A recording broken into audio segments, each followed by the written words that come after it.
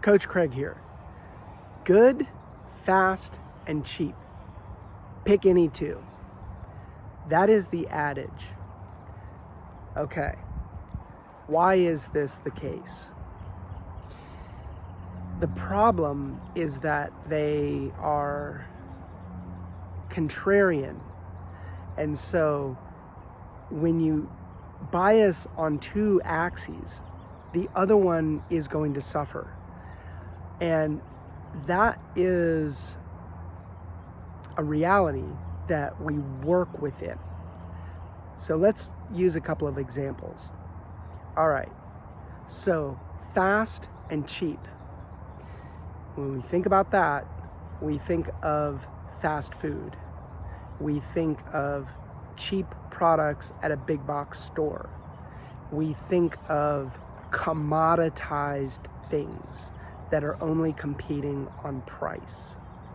Okay, so that's fast and cheap.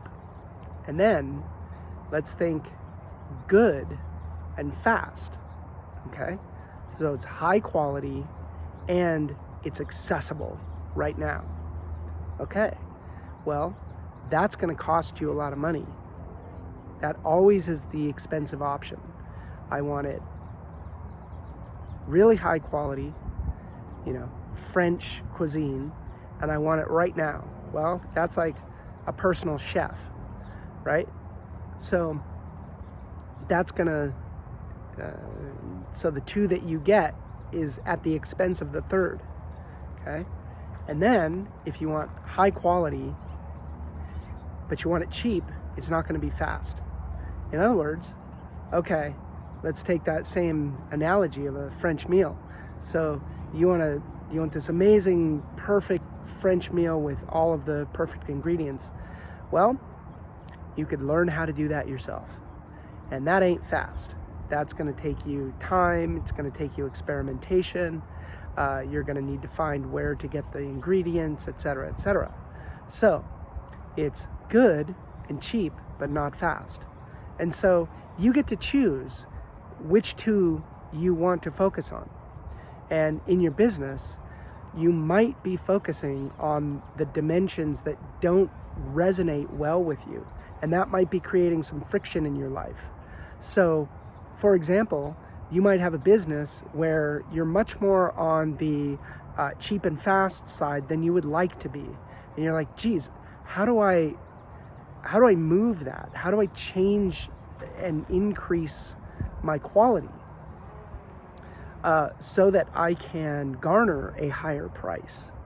And the answer is courage. You're gonna have to go through some courage because you're gonna have to change your mindset. You're gonna have to change your processes. You're gonna have to change the way you think about things.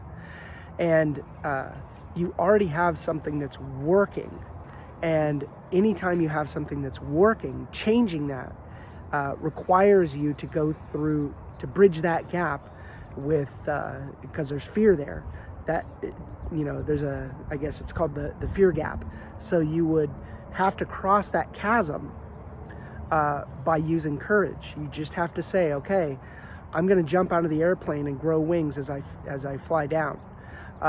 Because the alternative of staying in a situation where you're misaligned, where your personality and the things you actually are perpetually enthusiastic about providing for your clients, if you're not perpetually enthused anymore because you're on the wrong dimensions, then eventually it's going to come back and bite you.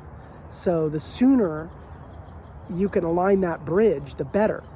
And so you might also find that hey, I'd like to actually move faster. I'd like to do more transactions. And so then, again, you're going to have to become a bit more of a commodity, and maybe you have to lower your prices and lower the quality of your work.